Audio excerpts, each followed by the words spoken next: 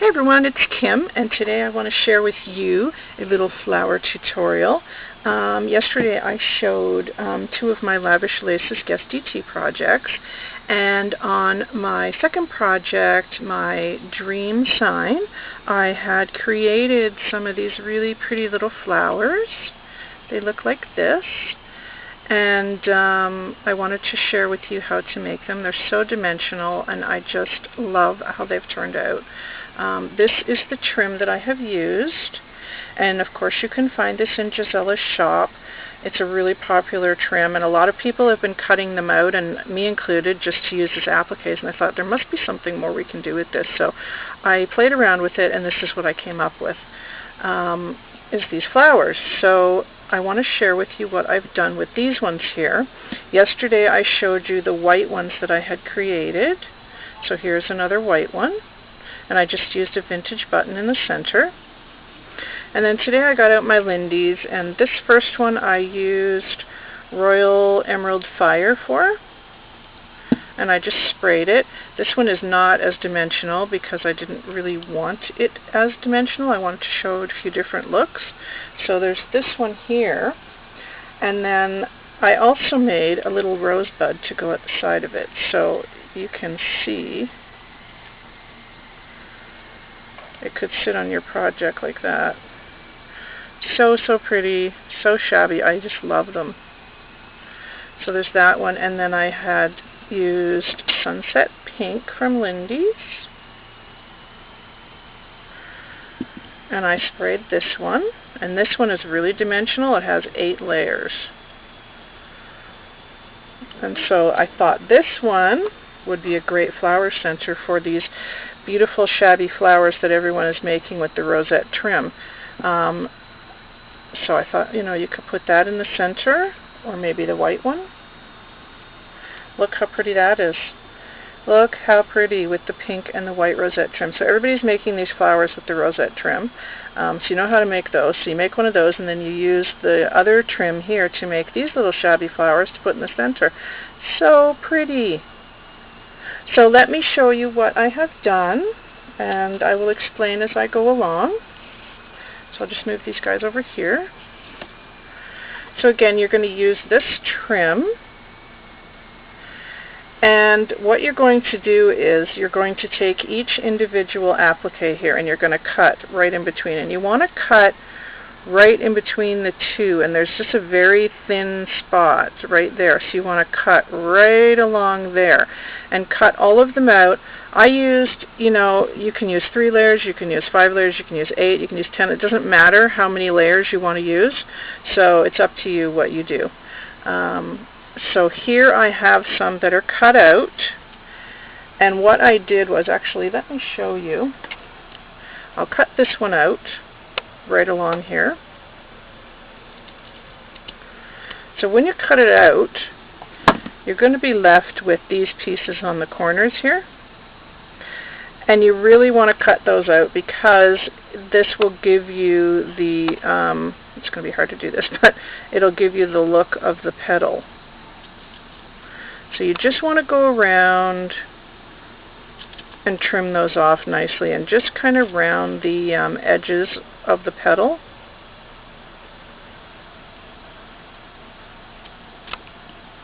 And you can see how that really shows off the edges of the petals nicely. So there you go. So that is what you would end up with. And it looks better than just leaving those little pieces on. So it only takes a second to do that. These are so easy, you guys. You're going to love them. So here I have all of my flower bits. And you will also need your 1-inch circle punch to cut out a back, or whatever you want to use for a backing is fine. It's up to you. And of course your glue gun. Now this one I'm not going to spray, but of course, as you can see, you can spray these any color you like, so they suit any project. And I've used vintage buttons on mine, but you could use the Wild Orchid Crafts that Gisella sells in her store. The little flowers, they would look so pretty with the little Wild Orchid Craft flowers in the middle, or pearls, or just absolutely anything. Okay, so what you want to do first, you take one piece, and you're just going to put a dab of glue in the center, And then you're going to take a second piece and you're going to put it the opposite way to the first one. Put it down, and then you're just going to squish it. And I'll try and do this so you can see. It's a little difficult on camera, but you're just going to kind of squish that piece. And when you do that, you end up with a bit of a ruffle. And you have a minute to sort of adjust it. You don't want to go too crazy with the ruffles on the first layer or two if you're doing a lot of layers, because otherwise it'll just get too small too quickly. So you can see how that's kind of ruffled up a little bit. And then you're going to keep going with your layers. So the next one, you would put a dab of glue in the center. And forget the glue strings. And then take another applique and you're going to put that the opposite way to the one that you just put down. And then you're going to squish that one. So you're basically just taking, oh, it's really hard.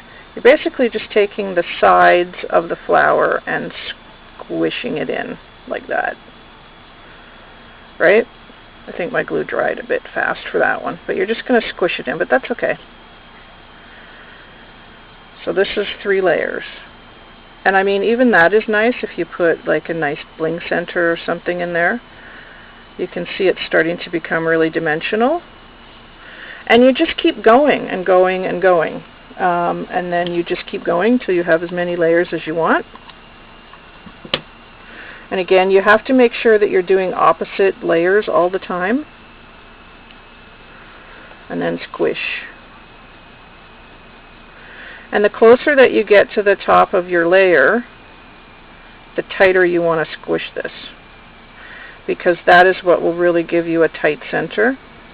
And there's also a couple of other things you can do, actually. Okay, so let's say I have 4 layers here, and I want my center to be really small. So what I'm going to do with this piece, I'm going to put some glue in the center here, and then I'm just going to roll this one up on its own and try and get it really, really tight.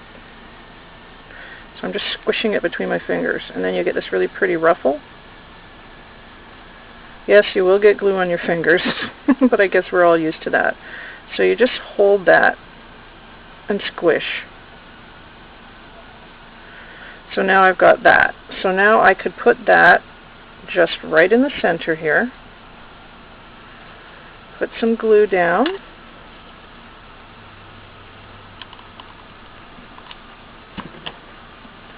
Put this really tight bud in the center.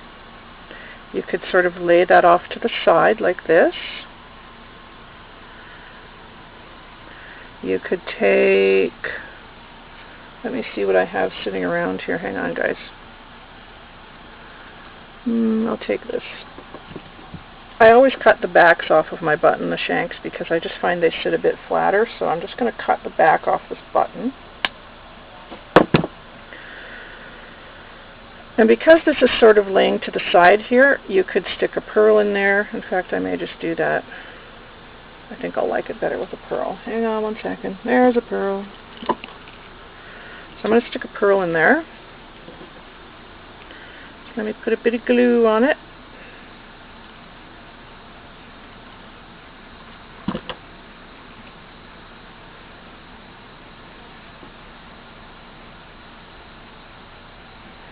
I'm just going to stick that pearl right in there. And then you have another little shabby flower, because in nature, of course, flowers are never perfect. And there you go. Isn't it pretty? So that is the basic how-to of this, and I know that you guys are so creative that you will take these to the next level and do more and more and more. But again, you can do as many layers as you like. You can make these little buds like this, and they sort of look like they're just opening up. You can do them even tighter than that. I would imagine you can even roll these. That would probably look really nice. Just roll them like this. So you have a cone. Take the next one, roll it around it,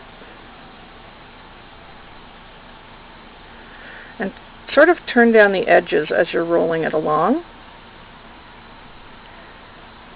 And glue, actually I'm going to glue that. That looks pretty. Glue it as you go along. Take another one.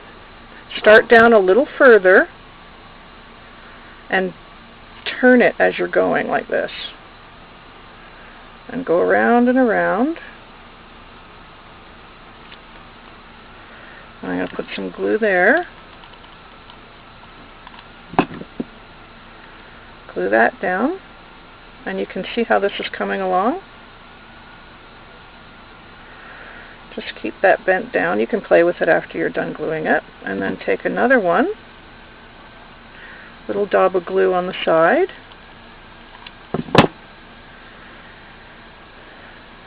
Roll that one around it.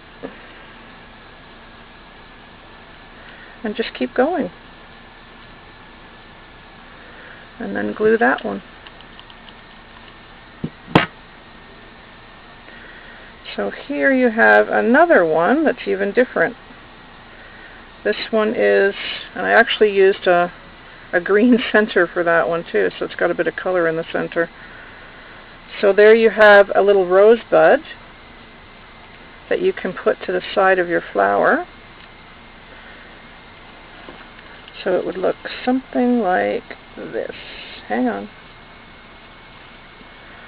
Something like that on your project. So that's a different way to do it again, and just by rolling the appliques around. So there you have it, my friends. I would love to see you guys make these, and try different things and see what you come up with, because this trim is so versatile. I just love it. It's there's all kinds of things you can do with this trim. So definitely, yeah, how about if you put like a video response or something to this one and show me what you can do with this trim. That would be really great. I'd love to see your creations. And again, anything in the center would be awesome. Flowers, you can put these again like on top of these shabby flowers that everybody's making with the rosette trim. They look so pretty. I made this flower as well.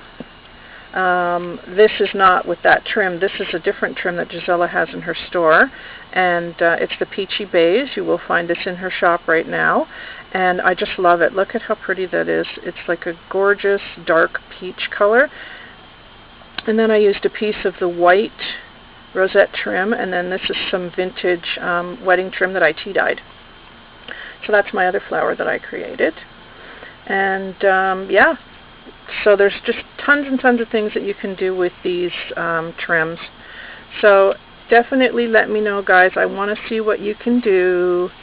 I hope that you like these flowers, and that it was clear enough anyway. If anybody has any questions, let me know. Try it out and see. I'll talk to you guys soon. Take care, everybody. Bye-bye.